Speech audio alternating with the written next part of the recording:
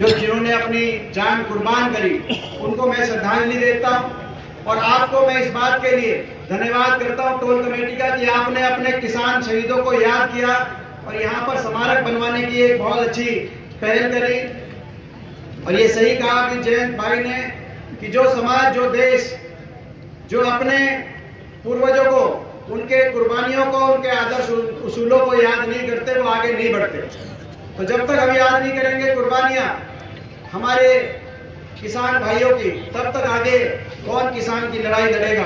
तो आज आपने बहुत अच्छा ये पहल करी है, मैं अपनी तरफ से आपका धन्यवाद करता हूं। एक किसान का बेटा होने मैं आपका धन्यवाद करता हूं, आपका भाई होने के नाते मैं धन्यवाद करता हूं। मुझे बहुत बार ये कह सकता हूं कि कभी भी आपके बीच में जब मैं पहुंचा तो मैं किसी राजनीतिक दल का व्यक्ति होने के नाते या सांसद होने के नहीं पहुंचा, मैं एक किसान के बेटे के रूप में हमेशा आपके बीच में मैंने आके आपका समर्थन साथ, जो हमारा सबका कर्तव्य बनता था पूरे प्रदेश में। मगर आज मैं एक बात राजनीति से ऊपर उठ के कहना चाहता हूं। आज जो आपको और हमको इस आंदोलन से सबक लेने की है, सीखने की एक आंदोलन चला। ये सही बात है कि किसान आंदोलन देश के इतिहास में 13 महीने इतना लंबा आंदोलन, लाखों की संख्या में किसान दिल्ली के चारों तरफ बैठे हुए, 750 किसानों की जान चली गई, हर रोज एक शव वापिस आता था, हर रोज कहीं चिता जलती थी किसी की। ऐसा आंदोलन देश के इतिहास में कहीं कभी नहीं हुआ इन 75 साल में। जो ये बोलते हैं 75 साल में ऐसा आंदोलन भी देश के किसान को नहीं करना पड़ा। लेकिन 75 साल में ऐसा अहंकार भी देश की किसी सरकार को नहीं हुआ।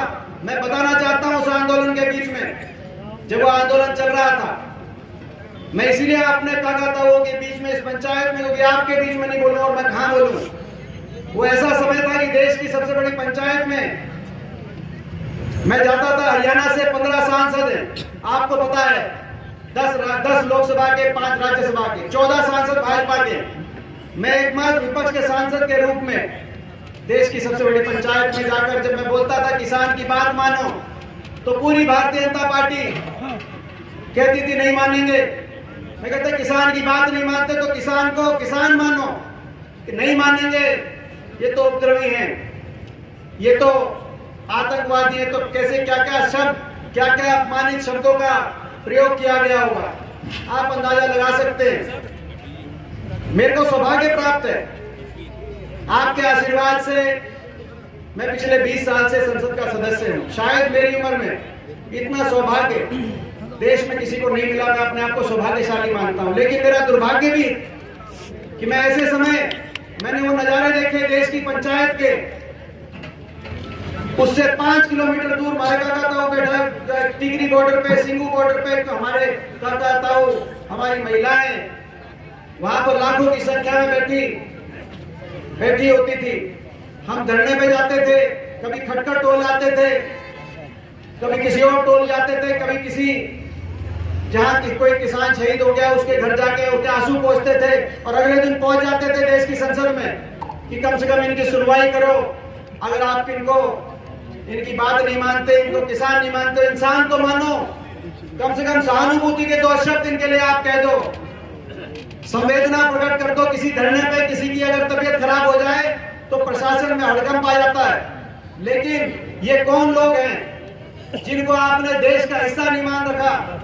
इनके 750 शव उठ गए धरनों से, लेकिन सहानुभूति का कोई 2 शब्द भाजपा के किसी सांसद मंत्री ने एक कोई शब्द नहीं कहा ये देशद्रोही हैं। और तभी उनकी आंख में आंख डाल के मैंने वहां संसद में कहा था प्रधानमंत्री जी की, गृह मंत्री जी की, कि जिनको आप देशद्रोही बता रहे हैं ये वही लोग हैं जिनका एक बेटा ट्रैक्टर का एक हाथ में स्टीयरिंग पकड़ के देश को खाद्य सुरक्षा देता है, तो दूसरा बेटा स्टैंड बन पकड़कर चीन और पाकिस्तान की बॉर्डर पे देश को सुरक्षा देने का काम करता है। देशभक्त कौन है? आप इनका तिरस्कार मत करो। ऐसा अहंकार, ऐसा समय देखा मैंने वहां।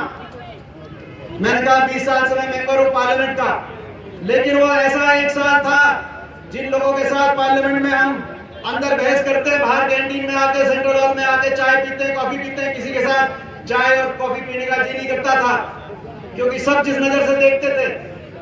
कोई कसूर नहीं था मेरा, लेकिन इस बात का कसूर था कि हम किसान की बात उठाते थे, हम किसान के बेटे थे, इस बात का कसूर था। बाहर आके किसी के साथ चाय कॉफी पीने का जी नहीं करता था, पानी पीने का भी इस पार्लियामेंट में जी नहीं करता था, सीधा धरनों पे आते थे या किसी ऐसे परिवार में जिसका कोई चला गया।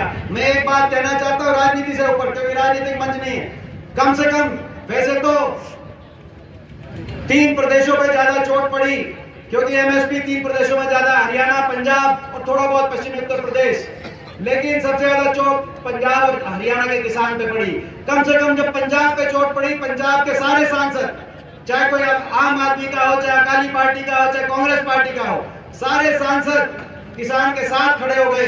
लेकिन जब हरियाणा के किसान पे वही चोट पड़ी तो हरियाणा के 14 सांसद, सारे सांसद किसान के खिलाफ संसद में खड़े हो गए और मैं अकेला वहां पड़ गया। मैं आपको इसीलिए कह रहा हूं राजनीति से ऊपर उठ के कम से कम आने वाले समय में आपको समझ से काम लेना है और समझदारी से, जो चौधरी चरण सिंह कह के गए कि एक आंख खेत की डोरी पे और दूसरी आंख दिल्ली की राजनीति पे आपकी होनी चाहिए। समझदारी से कम ऐसे फैसला लेना कि कल को हरियाणा प्रदेश के मजदूर पे, किसान पे अगर कोई चोट मारता है तो उसकी गवाही देने के लिए संसद में और विधानसभाओं में गवाही देने के लिए कम से कम खड़े हो जाए, उनका मजाक बनाने के लिए कम से कम खड़े होना। ये मैं आज आपके बीच में, क्योंकि मैं आज आपके बीच में नहीं कहूंगा तो कहाँ कहूंगा। राजनीति की बात मैं आज नहीं करना चाहता, मैं तो यही कहना चाहता हूँ कि आज आपकी भावना का हम धन्यवाद करते हैं। यहाँ पर स्मारक बनाने की बात आई है, मुझे नहीं पता कि ये जो है यहाँ पे भूमि उपलब्ध है या ये भूमि खरीदी जाएगी। मैं इतना जरूर कह सकता हूँ कि जब भूमि खरीदने में जो है, जो निजी तौर से, क्योंकि वो घोषित परिणाम मैं समझता हूँ उचित नहीं होगा, लेकिन जो मुझसे हो सकेगा वो मैं करूंगा।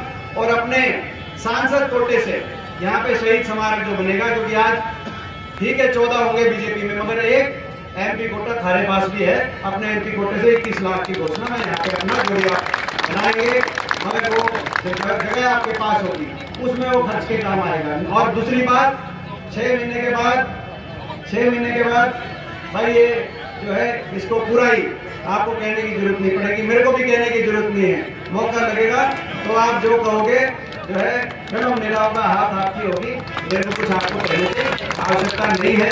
मैं ये भी कहना चाहता हूँ, आखिरी बात, ये जो 750 परिवार थे, इसमें जो हरियाणा के परिवार थे, हुड्डा साहब ने फैसला लिया कि कांग्रेस विधायक दल सारे एमएलए इकट्ठे करेंगे। सुभाष गांगुली जी का प्रस्ताव था, जो विधायक यहाँ बैठे, 2-2 लाख अपनी जेब से देने का काम करेंगे और 2-2 हर परिवार को 2-2 लाख पहुंचाने का काम करेंगे। अभी जो जोगिंदर नैन भाई ने बताई कि भाई 83 परिवारों को 2-2 लाख अपने खुद की जेब से।